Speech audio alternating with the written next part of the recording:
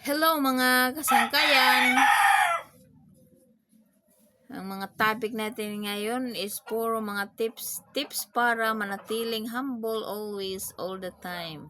Hashtag stay humble. Para manatiling humble, mga kaibigan at kapatid, una, think of others. 2. Acknowledge your weaknesses. 3. Be grateful. 4. Listen more, speak less. 5. Serve other with love. Hello mga kasangkayan. Tips para walang kaaway. Hashtag walang kaaway.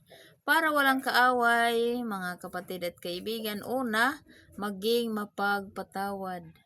2. Magpakumbaba.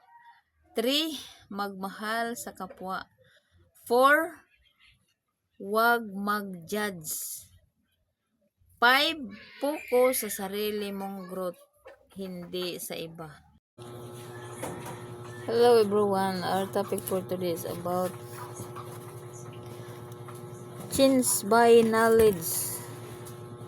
So nabag-o pinaagi sa kahibalo, nagpasabot nga ang panglantaw, batasan o kinabuhi sa usa ka tawo na usab tungod sa pagkat-on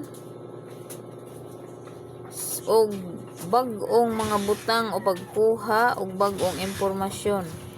Kini mahimong maglakip sa pag-angkon og mga maayong pagsabot sa usa ka hilisgutan, pagkaampo sa usa ka kamatuoran.